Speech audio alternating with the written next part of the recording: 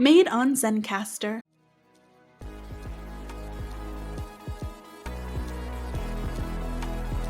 Hey there, this is Jimmy from the ZeoToHero podcast, and we want to support all our partners.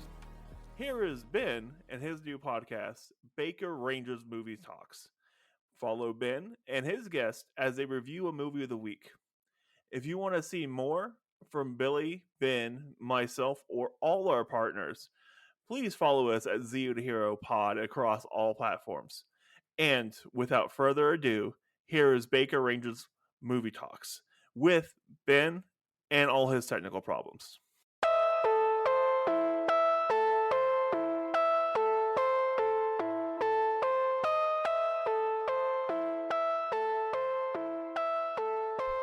Hi, welcome to BakerRangers. Welcome to BakerRangers Movie Talks. This is a place where we can talk about movies we love, obscure movies, and have a good time. So today, I am here with my guest from the ZeoToHero podcast. I guess the bulk, you could say, of the Bulk and Skull podcasting, and that is Mr. Jimmy. I'm number one. No, it's all good. I'm the more interesting of the brothers. Yeah, I'm gonna go with that. I'm the more interesting of the brothers. Yeah. So our last episode was me talking with Billy about the Turbo Power Ranger movie, and you heard all the ramblings, a lot of rambling that night on that. But tonight we are talking about Power Rangers 2017 movie. Ooh, yes, I like this movie. I'm gonna get that out here now. I like it a lot. It's a fun movie for me. So I got a lot of good things to say, and some bad things, but a lot of good things to say. Yeah. I guess it can be divisive depending on who the Power Ranger fan is, because you have traditionalist who wants it to be exactly like the show, which is nothing it needed to be. There are things to nitpick. Like, I love it, and I was wanting it to continue, but it didn't. Yeah. So you got that nice little high school Breakfast Club kind of feel to it. Yeah. But well, we can dive into it whenever you're ready. Yeah, let's dive. Right. I don't think it's too cold outside to go swimming yet. So right, okay. So real quick, we'll get the boring stuff out of the way and kind of why the movie happened and kind of what happened with it, and get that knocked out. So the 2017 Power Ranger movie came around because of the reboot from Saban when picking back up Power Rangers from Disney, and it kind of took off with Samurai, Power Ranger Samurai, and then Dino Charge, Super Dino Charge, Super Samurai, and all that series in that point in time. So they're like, well, we need a movie because Transformers got some movie, everyone else is getting a movie, G.I. Joe got a movie, we need a movie too. So they got a bunch of people together to make the 2017 movie. And they're like, we can't do the campy movie again because we did that twice and it didn't really work. And I think at this point, Dino Charge is already in production. And so like, we can't do campy again. We kind of stick more along the lines of a character-driven series or movie. And so we got what we got. And for what they spent $100 million of this movie. They made $148 million, which is not great. For like anyone else, that would have been amazing. Like, that paid all the bills, done, cool, awesome. But for Saban, they like money, and I don't blame them. They like money, and so it wasn't good enough to make a sequel. But we did get some really good things out of it. So, like, the writer, the guy who wrote it, wrote Kong Skull Island. He was one of the writers for that, and the guy who directed what was it called? Atlas. Oh, I know what it's called. Give me a second. I know Dean Israelite. Yeah, he directed Project Almanac. Yeah. Oh yeah, Project. I haven't actually seen that one. It's okay. It's like that really good teen movie, but like you could tell that they were underfunded.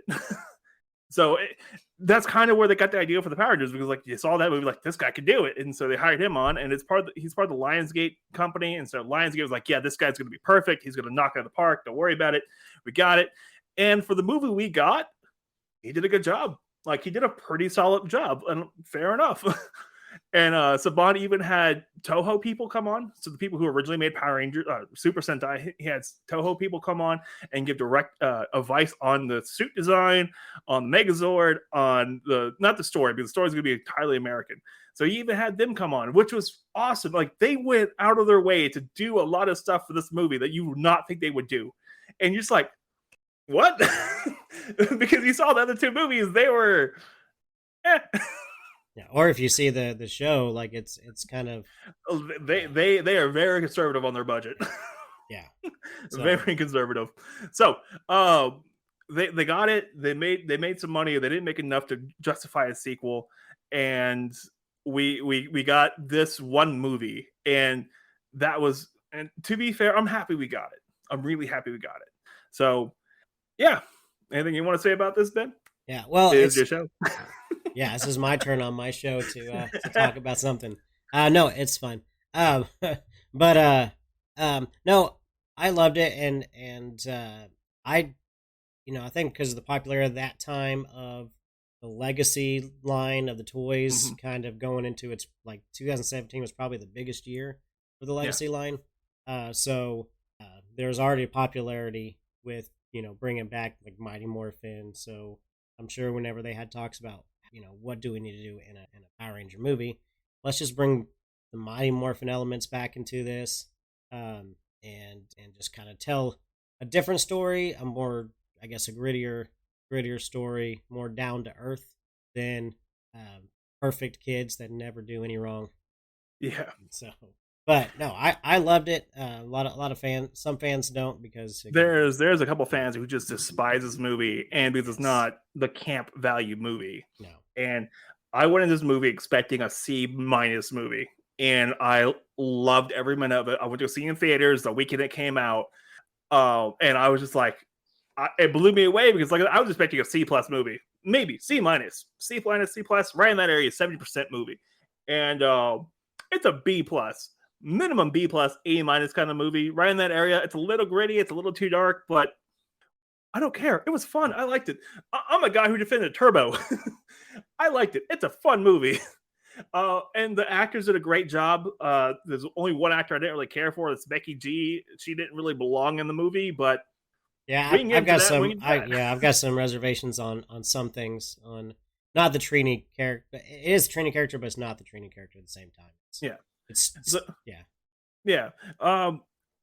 But the production value was through the roof. They really went all out on it. The suit design. This suit design. All right, this is the one that has a cosmic piece in the middle of their chest and stuff, and like the helmets. And I know you saw toys. Everyone's like listening to saw the toys, and like these toys look kind of dumb. All right, the Megazord looks kind of dumb. All right, and I know everyone thought this, but in the movie, these suits and this Zord look freaking awesome. I was like, oh, this is going to be the stupid, because I saw the production stuff for the movie when it was coming up. I was watching it, and like, because I'm a huge nerd, I'm a huge PR nerd, and I was watching it, and I was like, okay, let's see what this looks like. And they had a suit reveal. One of the scenes, the one where he's Jason saving his dad. All right, they had a suit reveal for that scene, and that scene only for Jason. And like you saw kind of the blueprint for the suit, and I was like, oh, this is dumb. This is going to be so dumb. It's going to be the worst thing possible. And then the first trailer dropped where they're walking out of the command center fully suited. I was done. I was sold. It looked amazing. I was like, okay, they put work into this, and that looked freaking awesome. I'm watching this movie. I kind of think opposite. Like, I don't think that it's stupid. My biggest reservations for this movie are the suits and the Zords.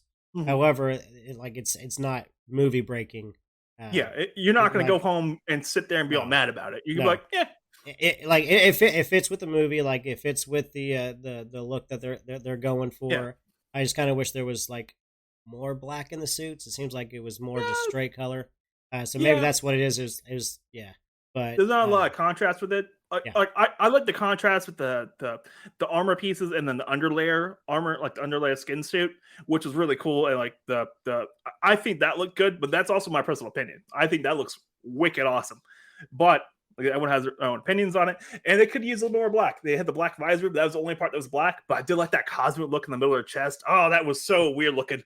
It was cool. Space. And we got Bryan Cranston as the Red Ranger. The original Red Ranger. Malcolm's dad was the Red Ranger. Malcolm's dad. Well, he's like ingrained into Power Ranger lore because He Billy a lot of Cranston's voices, yeah. named after him. Like Yep. even when Saban tried to make Bioman into Power Rangers, Billy Cranston was a character in that show. Because Bryan Cranston's been doing a lot of voice work. He started his career off in voice work, and he did like what 7, 8, 9 monsters on season 1 alone. Did he? I Something thought like he that? only did Yeah. like 2. He did a bunch of monsters. He did a lot of voiceover work for Saban. He did a lot of voiceover work in Power Rangers, VR Troopers, and some Beetleborgs. And so he's been with Saban for a while. So he's known him. They've all known each other. You know, it's industry. They've all known each other for a while. And he's one of the best voice talents there was for a long time. He still is. Well, Like, Saban, wrote a lot of the theme songs from a lot of those 80s cartoons. Yep. Saban. Yep. Saban and Levy. And then Wasserman came along for the Power Rangers theme song, which kind of gave that real good edge, like metal edge to it. It's still beautiful. Probably one of the greatest theme songs, child or adult. Right. But yeah, so we got good talent for this movie. And one of the big things we got Bryan Cranston, who was fantastic. Okay. We got Elizabeth Banks, who played Rita, and she did not belong in this movie. She was far better than this movie needed to be for Rita. Like, okay, do you remember watching Ragnarok, right? Yes. Okay. And Hela, the lady who played Hela, was just over the top. And it was a lot of fun, right? Same concept. Exact same concept. She was way over the top. So much. She ate the scenery the entire time. Every scene she was in, she was the main focus of that scene. And it was beautiful. Like, she deserves so much more than what we can give her as a Power Ranger Rita. Like, she was a perfect Rita. And like, way over the top, and I loved it. Like, I feel like she watched the show and was like, I could do that. Let's do this. Yeah, she like really kind of just put her whole self into that role. Oh, everything. And it was the gold. I need gold. It was just over the top, and it was great. I loved it. Oh man, it was so dumb. I loved it, and she was great. And then we got the bad guy from Stranger Things as Jason, Darcy Montgomery, whatever. Yeah, something like that.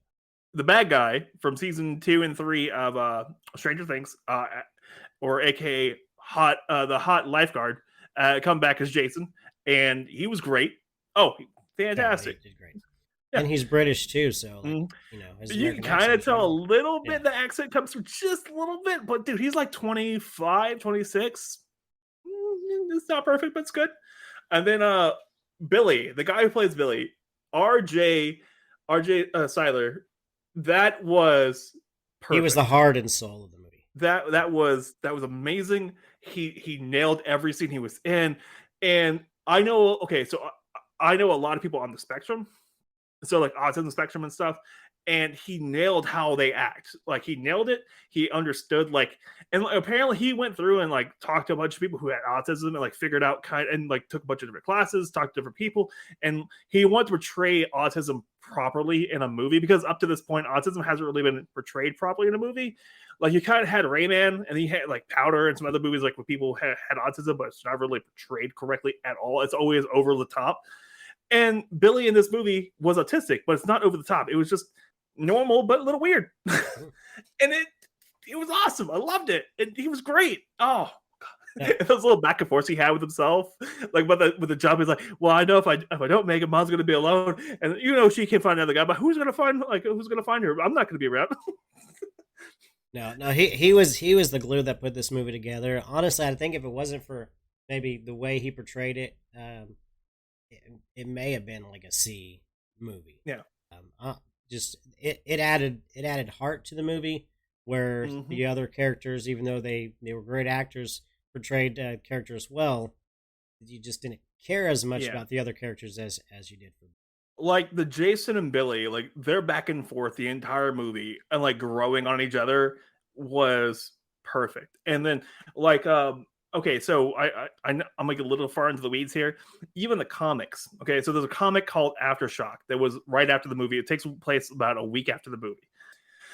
The Billy character is even friends with Zach. Up to this point, Zach was always kind of the wild card. No one really knew what was going on with him. He was always a wild card. He took one of the Megazords out for a test spin and like ruined a bunch of stuff.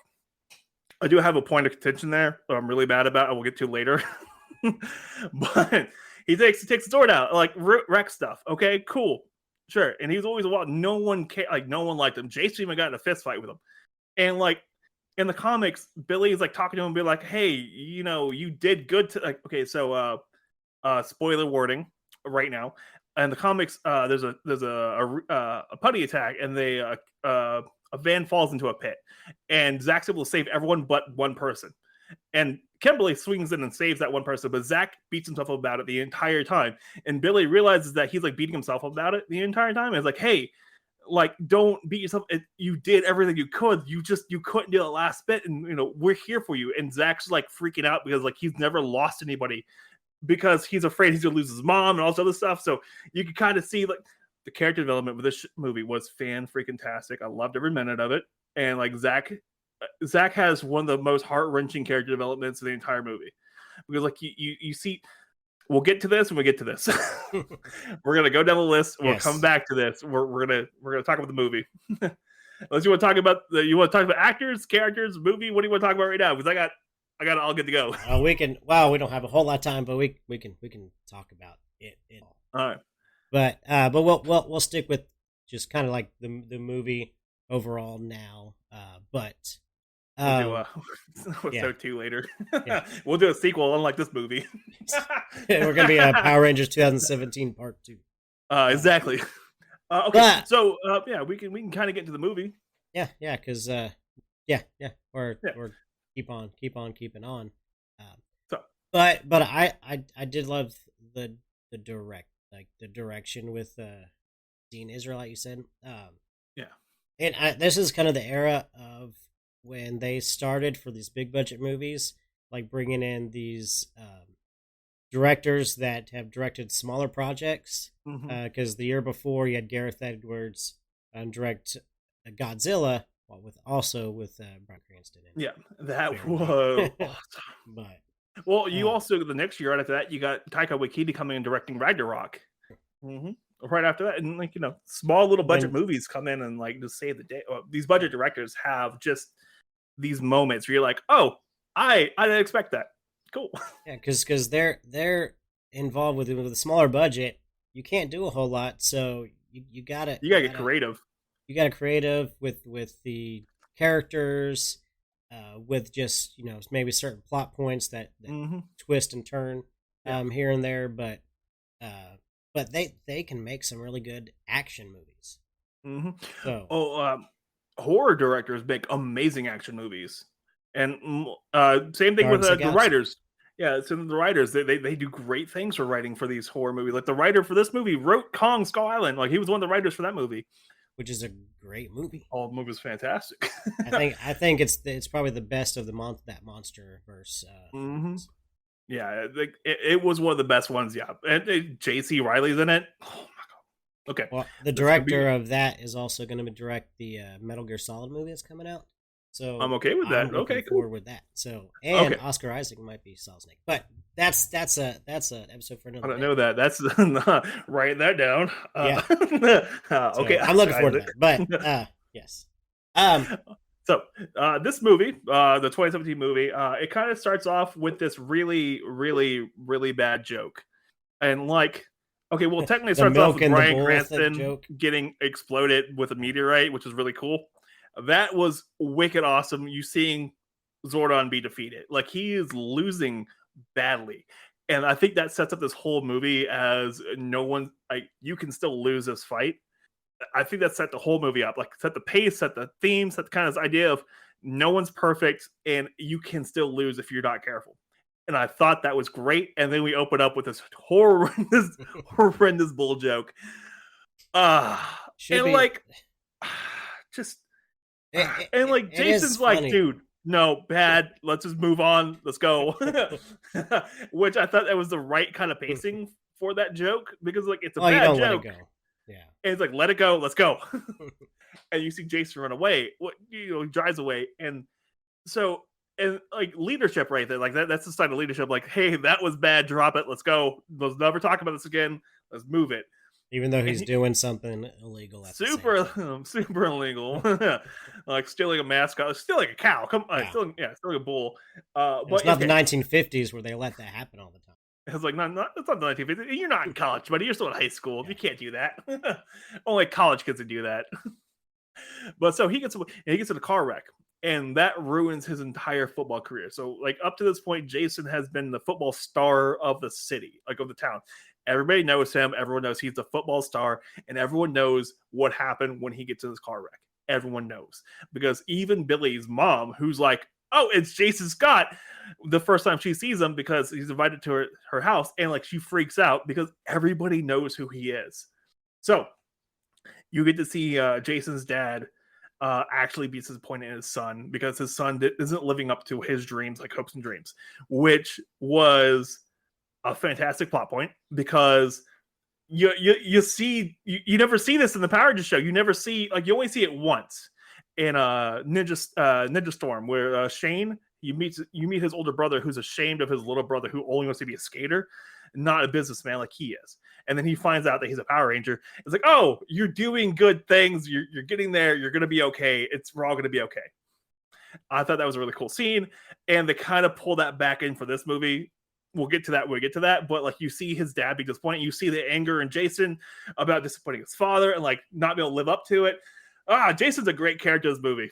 And so then you get to the Breakfast Club scene, with all detention, and the school bully is picking on Billy because Billy's weird and he is on the spectrum. He's a weird kid, but he's not bad. He's just a weird kid. That's fine, whatever. Bully's picking on him, and Jason steps forward and is like, "No, we're not picking on this one kid's a little different."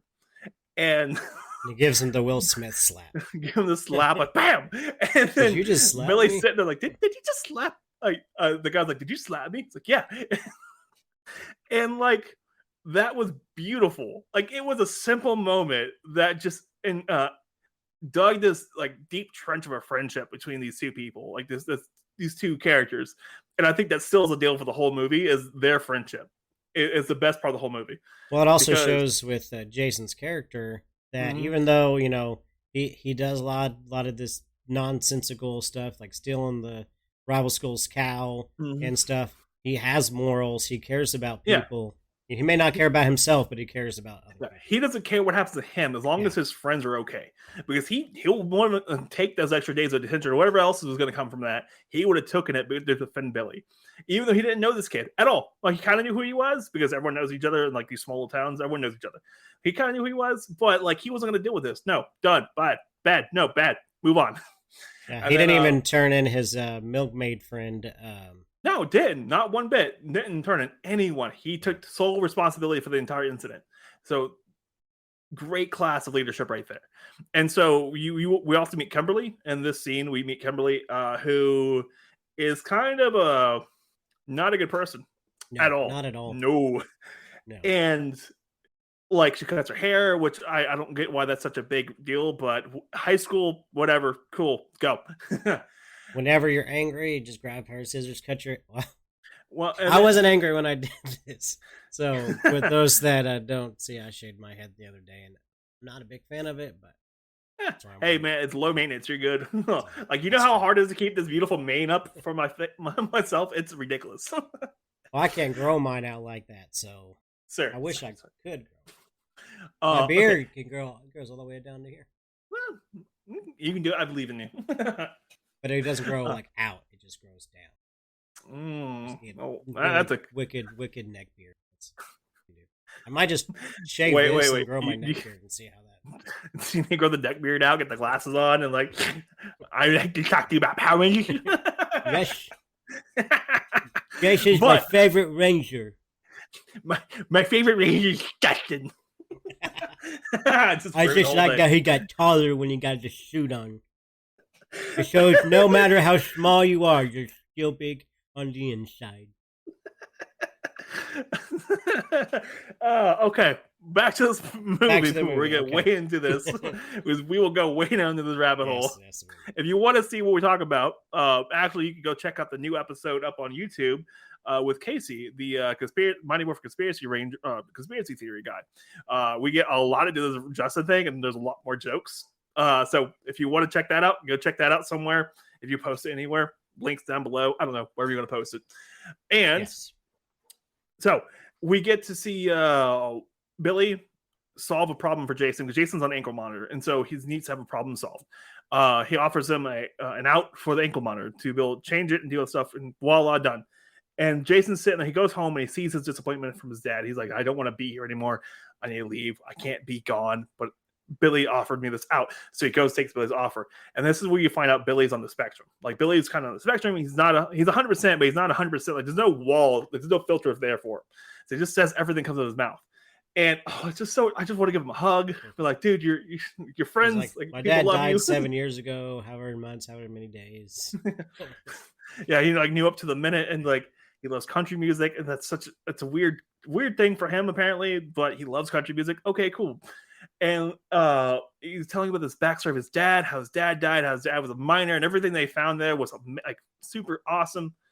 And then we find Zach and Trini, who don't really get a whole lot of screen time in this movie, but they like not a lot, but they get their story told, which is fine. They do, because it's serviceable, but it's the main trio is going to be Kimberly, Jason, and Billy. That's what the main trio is going to be, and fine.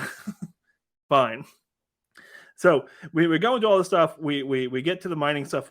Billy makes a big explosion. Everyone comes running, and they find the power coins. And they're in this rock, and Zach starts breaking up the rock to get these power coins out. And there's this great moment where Zach's like, I wonder how much these are worth. I got mine. And Jason stops him and is like, no, you didn't find these. Billy found these. And that was like the moment you're like, oh, Jason is the leader. Like, he's willing to take a stand against like everyone if it makes what's right. Mm-hmm. And so I really like this. I really like this Jason Billy dynamic in this movie. If you couldn't tell, I really do like this dynamic. It's very subtle. Okay, but so we keep going. They get away. They get this like car chase, and then we find out they're actually superheroes because they get in a car wreck and a train car wreck that wrecks this van, Billy's mom's van.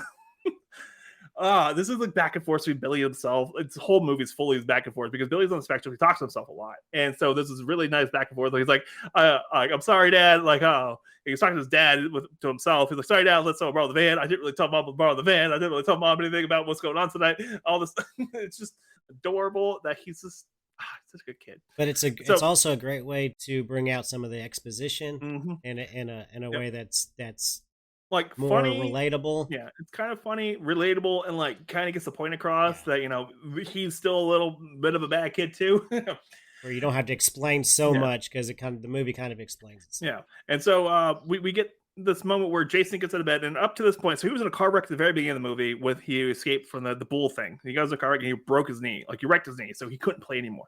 That's the reason why he couldn't play, because he hurt his knee. Should have said this a little while back ago, but I didn't because I'm a little excited.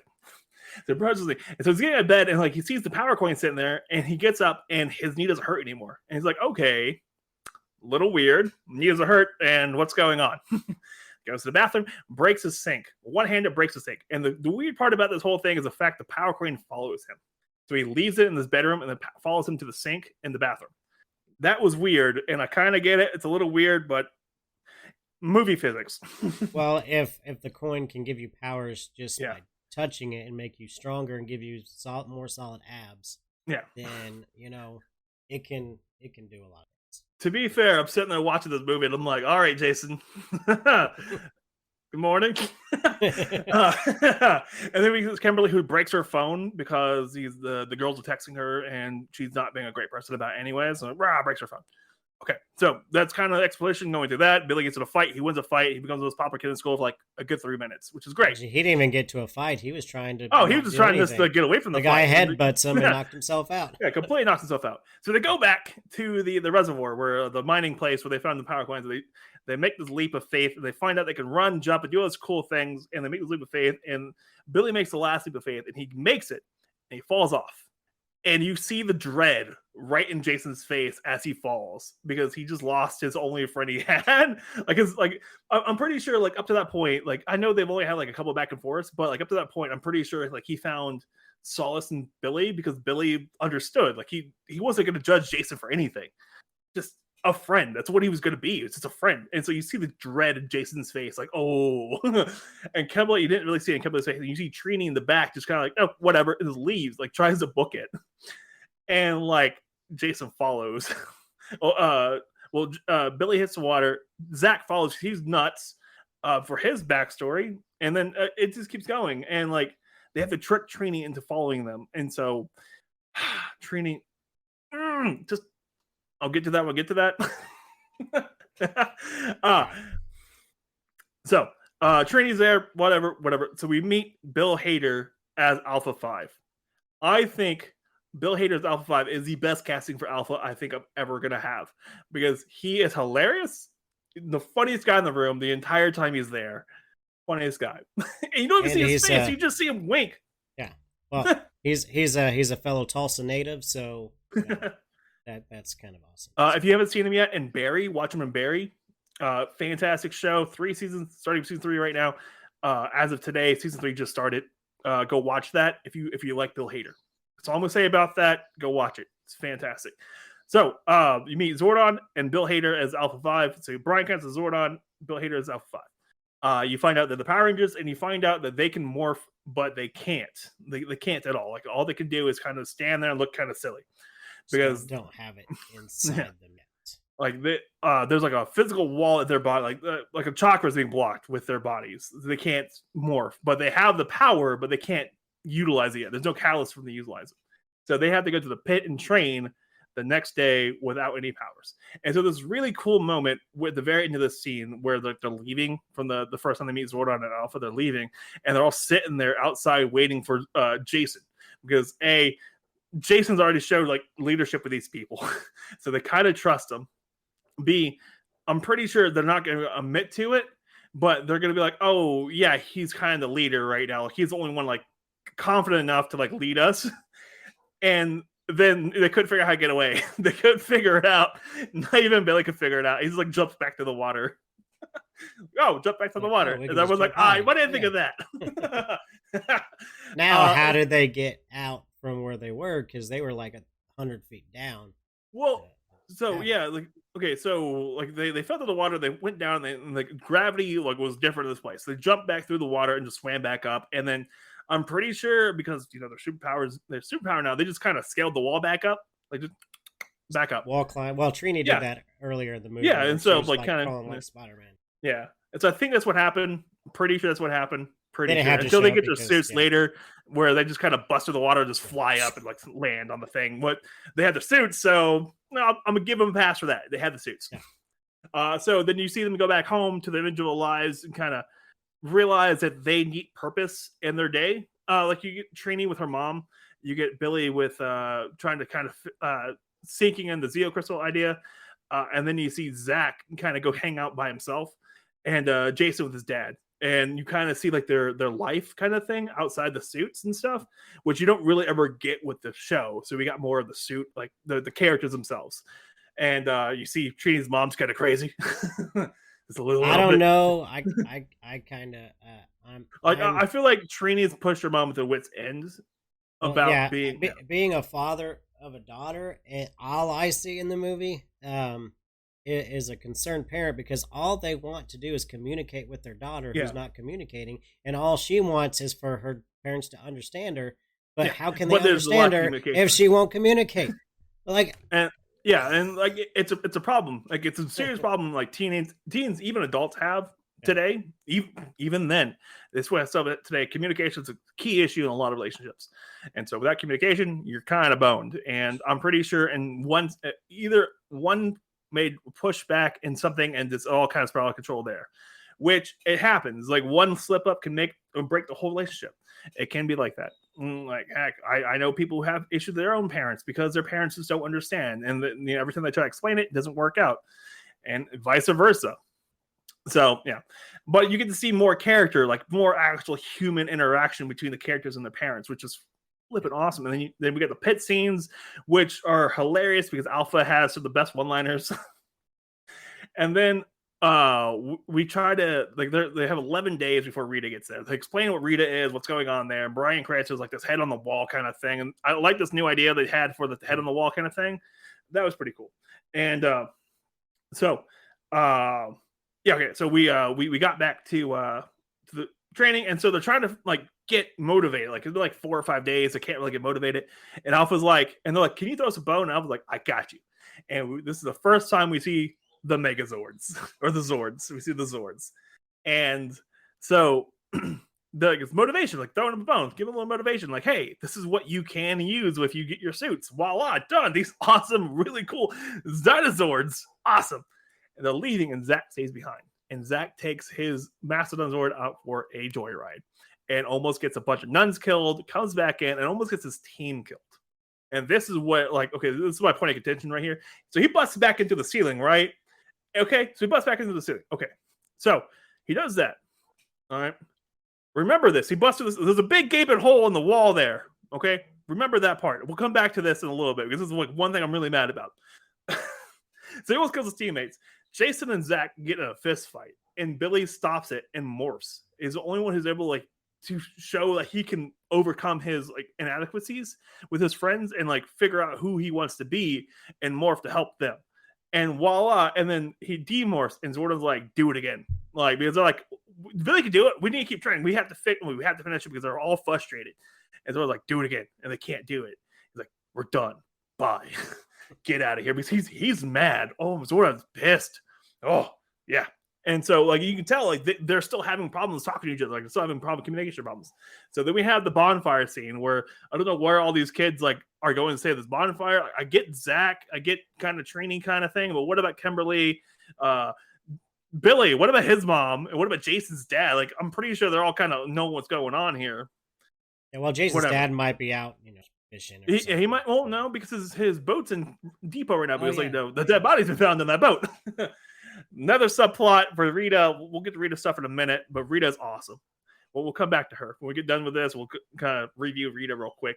And so they have this really weird subplot where you find about Zach's tragic backstory about his dad not being around. His dad dies, or his dad's not being around at all. His mom's super sick, and you realize that he's just acting out the way he does because it's the only control he has. That's it. And like you're just like, oh. And you find out Jason didn't really want to be a football star. You find out Billy likes country music, which is adorable. I love Billy. You're so adorable. You find out Trini's a lesbian. Cool. Awesome. So the first confirmed, gay character in the whole series. Awesome. And it's Becky G, which I don't really care for her as like an actress. Whatever. Moving on. But Kimberly refuses to say anything what her problem is. And so you see the four who talked about the problem kind of mesh better together, and Kimberly's still the odd one out. So we move on from there. They're starting to get a little better, and then we have this really interesting scene where Rita attacks Trini because she's the weird one out, apparently. Whatever. I think she just has a thing against the Yellow Ranger, probably. Maybe. Well, Yellow Ranger was the one, the alien that you first see die.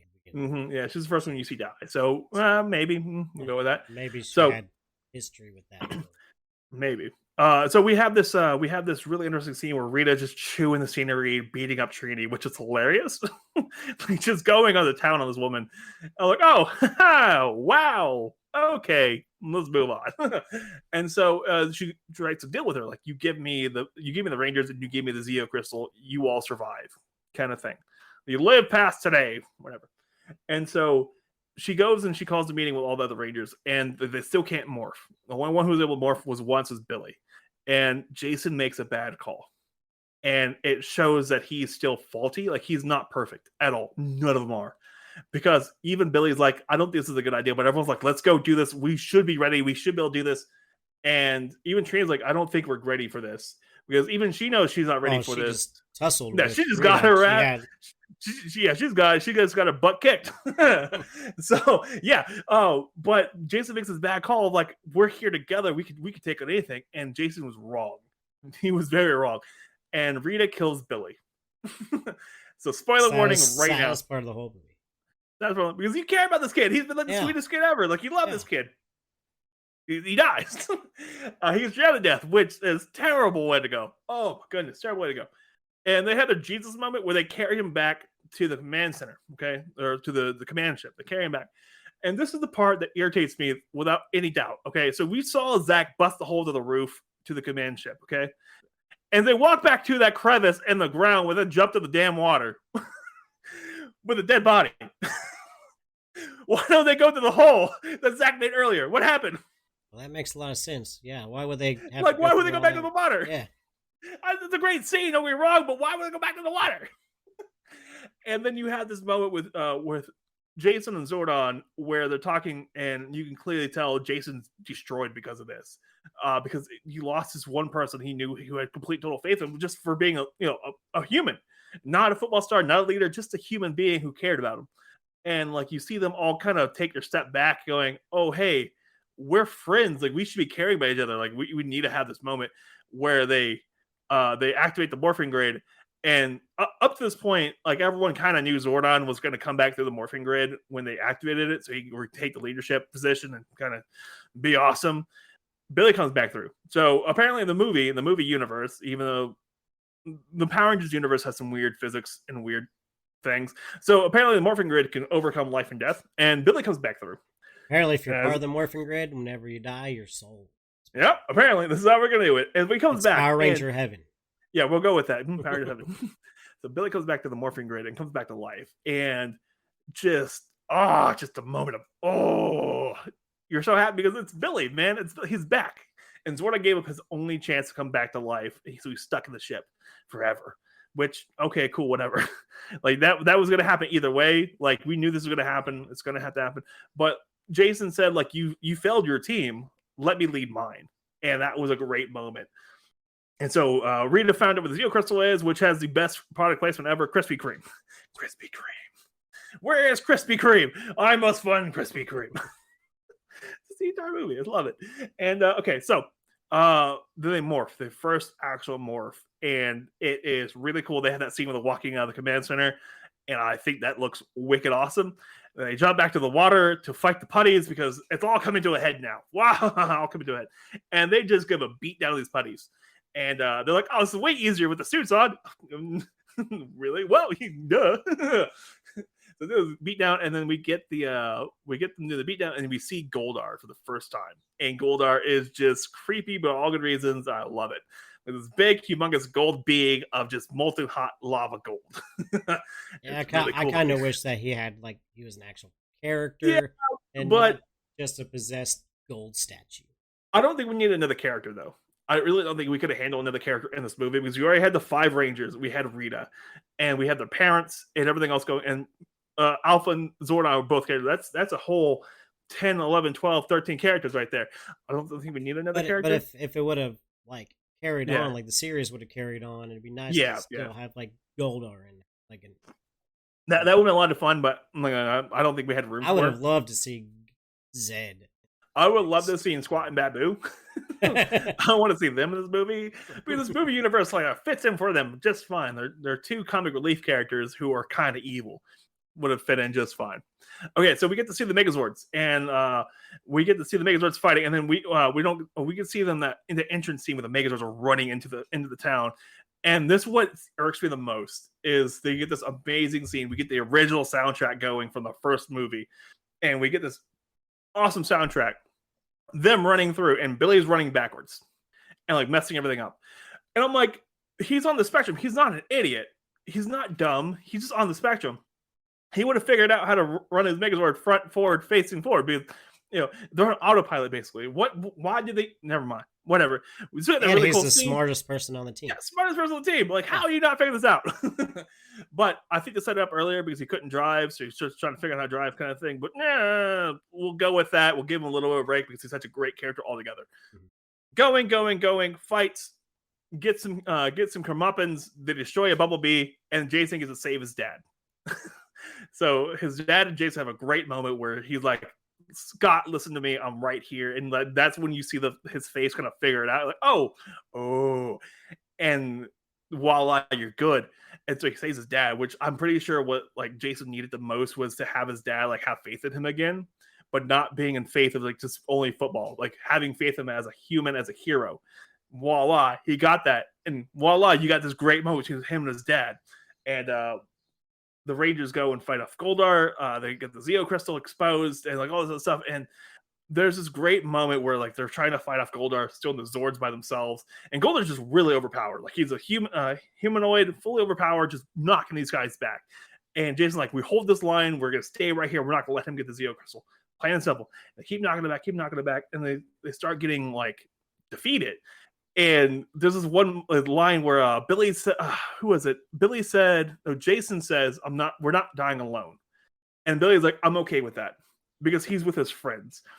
The only friends he's ever had. He's not going to die alone. And I was like, not going to cry. This is a sad moment.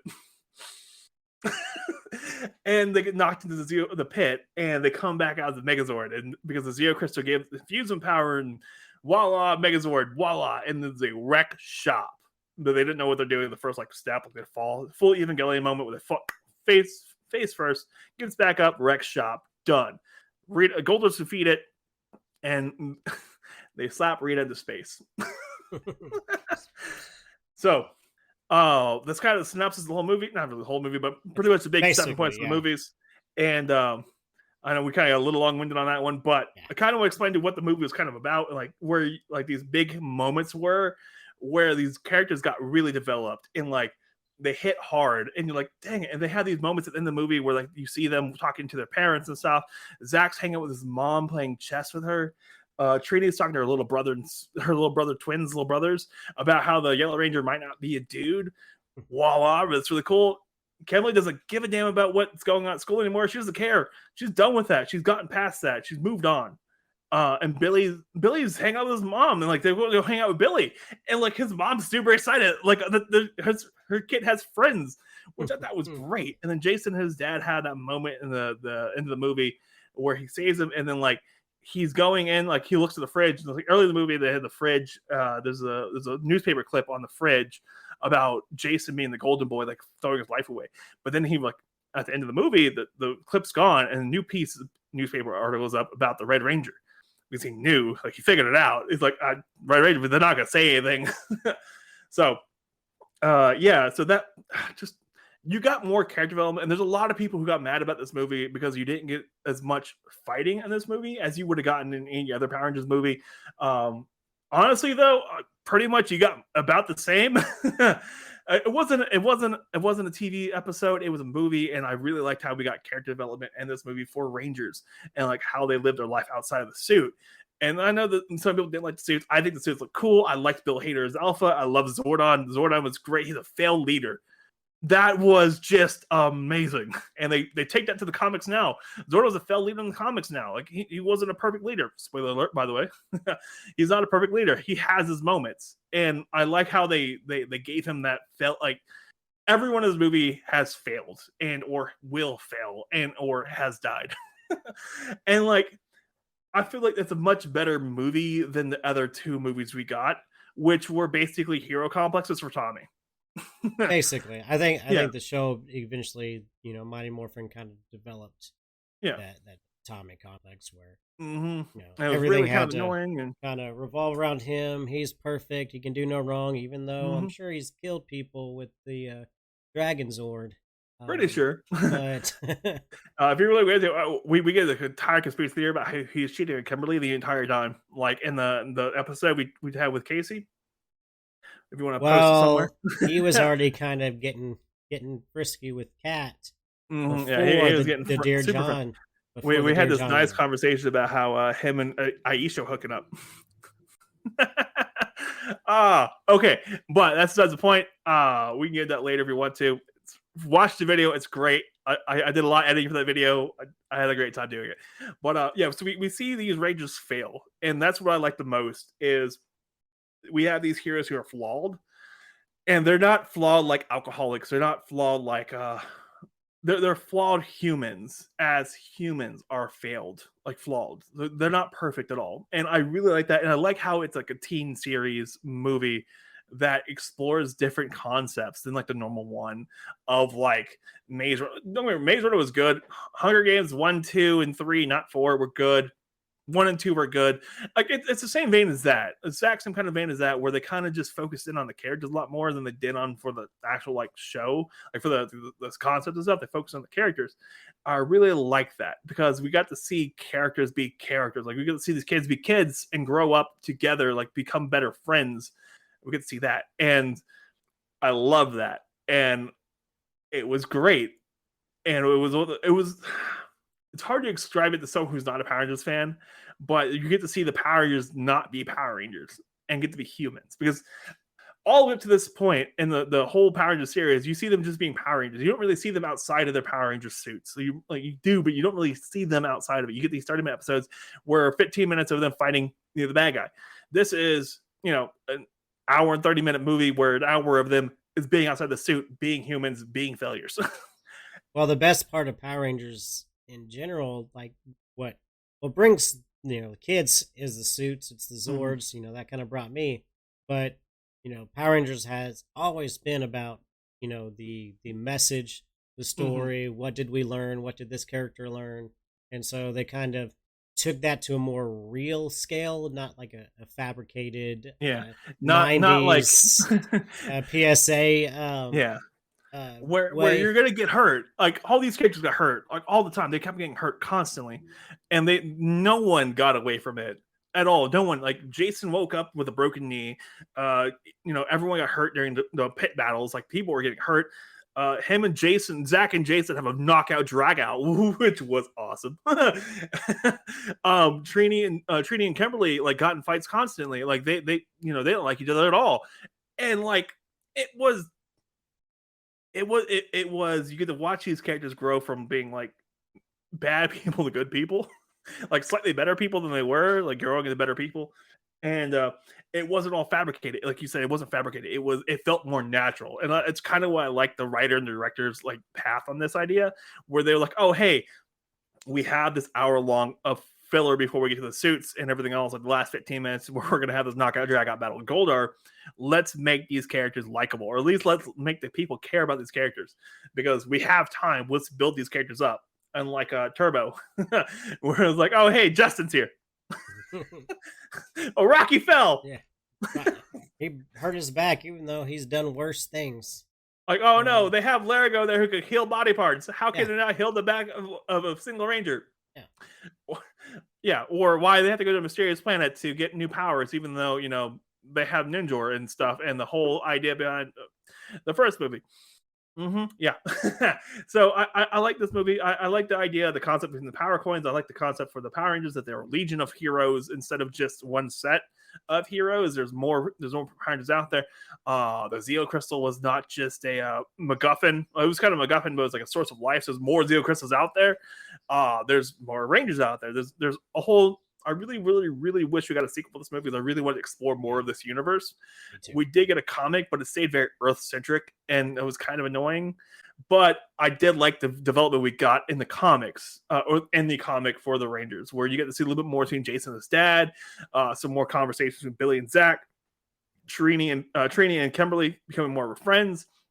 I do like in the comics, they kind of wrote out Becky G as Trini and put some generic person in for her. Like every other character looks like the actor, but Becky G or Trini does not look like Becky G at all whatsoever. Like she's so short. Yeah. This person doesn't look right. I do like the fact, you get to see their faces in the helmets. Like the helmets come back, you can see their face in the helmet, which I kind of thought was weird on the Megazord, but whatever. Yeah. I did like did you know that this is Power Ranger topic, but it's kind of off topic, but with the original first Power Ranger movie, they were actually going to do that to where the masks did not have the visors, and then they're like, it looked ridiculous because so we'll put the visors in. It looked ridiculous, but I did like how the mask opened up. It was really Ninja Storm kind of feel to it because the visors open like that too for them, which is really cool. I like kind of like the callback between him and his Jason as the Red Ranger's dad kind of thing. Callback. I feel like there's a callback to Ninja Storm a lot. You got a mentor who's stuck in the body he can't really control. So yeah, I feel like there's a lot of callback for Ninja Steel in this movie. Not Ninja Storm in this movie, but I do want to talk about one of the character, which is Rita. We didn't really talk about her all yet, and we'll kind of wrap it up after that because I know you want this episode to run super long. So yeah, because we're going on almost an hour, and then I have a thing after. I only have an hour and a half till I got to work. So okay, we'll wrap this up and make it real fast. Okay, Elizabeth Banks. Okay, I said this earlier. She nailed Rita good. She is over the top the entire movie. She's over the top. Every scene she's in, she is beautifully over the top, and it's great. Including when she like wakes up from the dead, voila, Elizabeth Banks as Rita, evil, wants gold. You know her motivation. She wants gold and Zeo crystal. That's all she wants. Like she portrays Zordon, awesome. Like doesn't bring it up again. Doesn't need to. She wants gold and Zeo crystal. That's all she wants. That's all she wants. She doesn't give a. She doesn't care about anything else. She knows what she wants. And so she's going, collecting gold. She's beating up people constantly, killing people, getting gold out of the fillings and stuff to reshape her staff, which, okay, her putties were terrifying. Because they're completely soulless, like monsters, no real faces, nothing. And they're overly strong and just destroys everything in their path. I thought that was cool. Not these like in the suit kind of mud face looking people. No. Full on actual enemies that could hurt people, and they like wrecking shop all day. Thought that was cool. Goldar, kind of really wish he was a character, but I did like it. I like him as the big, humongous, golden, molten beast of a thing. That was fun. So yeah, Elizabeth Banks, she was too good for this movie. So was Bryan Cranston and Bill Hader. All three were way over the top for this movie. Loved it. They didn't need to go this hard for this movie, but they did. I loved it every second of it. Awesome. I did like the fact that the Rangers got outside powers, so they like super strong, like very durable Rangers now. Like, so being Rangers of this universe, you have to be slightly stronger, a little bit more durable than an average human, which I thought was kind of cool. I thought it was kind of interesting. The power coins gave them a little extra umph. That was kind of cool. Well, that's kind of how they were in the show because yeah, they were able to fight. Without any assistance or not even have to learn anything, power their Zords. I did like the fact that they do training montages for this movie, that they weren't perfect out of the gate. Like they couldn't just go and fight a putty and like win. No, they had to learn how to do it. that suplex because you're thing strong was fun. doesn't mean that you know how to do, Yeah, you might be strong, but you ain't gonna do anything. Good luck. I did like all that. I loved all that stuff. There's a couple things I didn't like about this movie. Becky G, I thought did not need to be in this movie at all. She was completely terrible. She brought down everything around her. I hated it. I didn't mind Becky G. My only issue with her character was, as a parent of a preteen, her parents just wanted to understand her. Yeah. But she was such a smug character the entire time about how she was so much different than everyone else. And I thought... But she really wasn't. I thought her character... anyone else could have played that off better than her. That's my thought.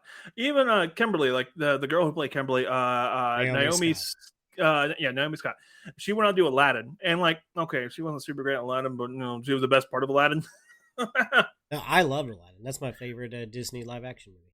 I like the cartoon. I like the cartoon, but okay, to be fair, we're not going to get into this because I have a huge amount of beef with that movie. And maybe we need to do that one so that way we can argue that. But Gilbert Gottfried died recently too, so all the main actors for that movie passed on. And dang. Okay, but beyond says all that, so I do like the fact that the Ranger cast were all white. They were different colors. So we had the white, Jason was like really the only white person there. Naomi Scott's different, she's a Indian, Egyptian, American. I can't remember. Well, she's not American. She's British too. Yeah, but so she's off white. Becky G's off white, Hispanic, Asian, black. We got different color people, which is a lot of fun because the original cast was a black guy, an Asian guy, and 3 white people. Well, and the black and the Asian were stereotype colors. The Black Ranger is the black guy. I love like the interview that they have Walter Jones has, and they're like, "So did you ever find that racist?" He's like, "No one, to be fair with you, thought about it. It took us about a year until we realized it was a little racist." We were just so excited it was making money. Well, Okay. even to me as a kid, like I didn't You didn't think about it. You're like, "Oh, the Black Ranger's the Black Ranger. That makes sense." Yeah. now you think about it, like, oh, that's Like, why whenever wait. when they placed the actors, like, well, let's kind of switch it up. I did like the fact that they made Billy slightly autistic. That was a really cool thing. They had the first lesbian ever and the first gay character in Power Rangers, which was pretty cool. To be fair, like I thought it was kind of boring. That the whole subplot was kind of a little boring, but I did like Billy's autism spectrum kind of explainer too, which was pretty good. And Jason and Billy, Zach, just all the characters really worked for who they were, and I get Zach. I hated Zach the first time you see him, like when he's just being an obnoxious little kid. He's being obnoxious, and so you find out what his actual problem is. Like he's afraid to go home, and I was like, the feels. Okay, but yeah, I know this has gone a little long. Just be kind of like rambling about how much I like this movie. It's okay. It's great. Yeah, it's a good movie. It's not A+. Don't go expecting an A+ movie. Go in expecting like a B- movie, and just be pleasantly surprised. Go in, watch Elizabeth Banks, just be bananas. See, my philosophy going into any of these kind of reboot, sequels or whatnot is, I try to lower my expectations, and try to see things for what they are, because you have a lot of Ghost or Power Ranger fans that didn't like this because it wasn't what they wanted out of traditional Power Rangers. Same as with probably a bigger point of contention, Ghostbusters 2016, which I might be one of the 5 people that love that movie for what it is, but most diehard Ghostbuster fans, in general, hate that movie. The me, I don't know why. Right? Yeah. So yeah, I love it. Like I loved it. It's not like it's an okay movie. Like I've seen it like a few times, and it's okay. Like it's fine. It's serviceable. That's where I go with it because I'm not the biggest Ghostbusters fan. Like I didn't grow up around it, so I'm not like I grew up around Power Rangers. So like obviously like my whole office is decked out PR stuff and Gundam stuff. That's my cup of tea. But Ghostbusters, I do enjoy it. It's just not my cup. Like it wasn't my biggest hit movie. So like when you saying the 2016 movie, like you kind of liked it. It was not terrible. I've seen it. It doesn't bother me. It's like it was fun. The Ghostbusters 1 was fun. Ghostbusters 2 got a little weird. Ghostbusters 3, which is the 2016 movie, it was fine. And then the new one, Afterlife. I saw that one. I was like, I was sitting and watching. I'm like, okay, that was fine till like they almost wrecked Ector 1. After that, it got good again. But that jump scene with that, okay. But anywho, we're talking Power Rangers. Power Rangers jump scene. I So- feel like they jumped a shark at some point in that movie, and just the Elizabeth Banks, and they killed off Billy, and they had these really hard-hitting moments where they wrote it really well, Yes. and they directed it very well, and you can tell every scene was deliberately set up how they wanted it to be set up. Like the director did a good job. I feel like they could have had an extra like 20 minutes of that movie because it was an hour and like 20 minutes. Something. But They could have given it 20 extra minutes to kind of explore the characters, or even give us like 2 more fight scenes. Yeah, because there was nothing in this movie that didn't have to be there. Like there was no filler. Like everything was part of the story. Yeah. We could have had like an extra 20, just an extra fight scene, like an extra like battle scene, like women getting their suits, a little bit longer of a fight scene in the suits, maybe a little bit more like practice with the Zords, something like maybe like just a little bit more, or like a little bit backstory with Zordon and the Yellow Ranger from like way back in time, like a little bit of that, just Or a little bit like more of that. a she was able to erect a smaller Goldar, so they fought him, and then they defeated Make one him, and monster so grow. then she had to make the monster grow later. Make it bigger once she got more gold. Yeah, I would love to see a like Zordon and Rita just fighting it out for like a good 3 seconds and just like slapping each other, like slapping each other. But like they pulled the Godzilla on us. They gave us Bryan Cranston for the first 10 seconds of the movie. They killed him off, and I was like, Well, they killed him off faster than Godzilla. I know, it was like done. They gave us some voiceover work. Yeah, well, and kind of facial capture. But yeah, so the short and sweet of the movie is the short and sweet point of the movie is go in expecting like a B movie, be pleasantly surprised, enjoy the movie. Whoa, that came out weird. Enjoy the movie, have fun with it. Don't be overcritical. And if you like the series and you want more of the series, go watch the series. Go watch the first 2 movies. And if you want more of a older version of the characters, like more of a down to earth kind of character idea and stuff, watch the 2017 movie. You might be pleasantly surprised if you haven't seen it. If you haven't seen it up to this point and you're like listening to me complain about this or like talk up about it, what? Like if you came here listening to me on this show and you haven't seen this movie yet, go watch this movie, please. If you have watched this movie and you want to complain about more, come find us at our Discord server at discord.zeotohero.com. and tell to our faces. Right, come at me, brah. All right.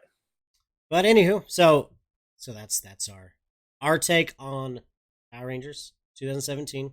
We both loved it. We both have different issues with a few things. but we had a good time. Like I love it every time I see it. So every time it's on, like I can watch it. Like I'm not gonna watch it every single week, but if it's on, if I have a craving for it, I'm gonna watch it. I'm gonna watch it the whole way through. Yeah, it's got a lot of rewatchability.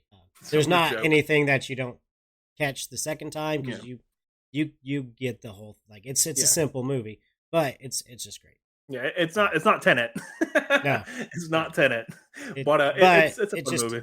It's a fun movie that if you just want to feel happy at the end of the day, go see it. Exactly, I agree with there. So, we're going over an hour, which is more than I wanted to, but it's okay. We had a lot of fun. I feel like I gave more jokes to Billy than of you. Yeah, well, that was we probably should have rescheduled that for another night. But not him. It's not him. It's me. No, that's what they all say. Which is that's what they all say. What's really just him? No. That episode was it was. Yeah. Anywho, the episode. Anyways, so we are cutting this. Yeah. Yeah, go ahead. I'll keep my spill real fast to make sure we're good. Anyways, if you want to catch us more of me, the funny guy, this guy, hilariousness over here, and his brother. Yeah, that's right, and my not so funny brother. Hit us up at ZeoToHero. BakerRangers is part of the ZeoToHero network on Apple Podcasts, on Spotify. Everywhere you're going to find your podcast at, you're going to find BakerRangers and you're going to find ZeoToHero. Find us there. Hit us up on our YouTube channel at YouTube / whatever, ZeoToHero. Search us, look us up. Have fun with it. Hopefully Ben links it down. It's in our link tree as well. It will be linked. And everywhere else, if you like my content directly, what's wrong with you? I'm not that funny. I think I'm hilarious, but I know I'm not funny. You can follow me at Not So Funny Gem across the board, and follow the ZeoToHero show at ZeoToHero across the board, including on TikTok. Finally, Billy finally changed the TikTok handle to ZeoToHero. Okay, I'm so proud of him. Okay, so proud of him. He makes me so happy. But yes, follow us everywhere: Twitter, Facebook, Instagram. Follow us, have fun, enjoy yourselves. And come on back, listen and watch more of BakerRangers. Come watch some of our stuff because our stuff is really good, really well edited because I'm the editor and I'm actually I'm having a good time editing all this stuff. Actually, I'm learning a bunch of cool stuff. So you're going to see all of our stuff slightly better than your stuff, slightly better because I have a little extra time to do my stuff. That's true. I will catch up. Yeah, you'll get here. Don't worry, you got this. I believe in you. At least somebody does. I care about you a little bit. I care more about your belief than your care. You don't have to care about me. You don't have to. Okay. I just believe in you. Okay. Yeah. All right. I'm gonna send you a card that says "I believe in you" and just be like, "This is not valid in any of the 50 United States." I'm gonna have to move to Mexico. Augusto believe in you. Augusto Bolivio in 2. Pretty sure. I just butchered all of that. Yes, you did. I do not know Spanish. Sorry for my Spanish speaking. If you speak Spanish, come at me. Don't come at Ben. Come over, say hi to me, and be like, "You said that all wrong." And I'm like, "All right, cool." No, so I'm not so funny. No hablan español. No hablo, no hablo inglés well either. Come on, I know what I'm about. That's true. All Well, right, I don't think guys. anybody really speaks good English nowadays. What? especially here Me in speak America. English good? What? I speak American. I don't speak English. I'm from America. Anywho, so America. we're cutting this to close. He just told you where you can find ZeoToHero, where you can find him and all his stuff, and watch more of Baker Rangers here on Baker Rangers YouTube, Baker Rangers podcast, where you find your podcast. I'm on TikTok, BenJoeman2004, BENNJOME 2004. That's not going to change on my TikTok. But you can also find me on my link tree, which I will be changing because it does still says Benjamin 2004. I'm going to change my link tree to Baker Rangers eventually. Ooh. Yeah. So, yeah, and I got a merch store. So it's in my. You're doing link better tree. than us. We don't have merch yet. You're rocking on, man. Do it. I was going to wear my shirt, but it's in the dryer right now. So I'm wearing my hat to cover my Dang it. bald head. Don't worry, So- I wore a Star Wars shirt. It's all good. I wore Star Wars tonight. It's all good. Star Wars.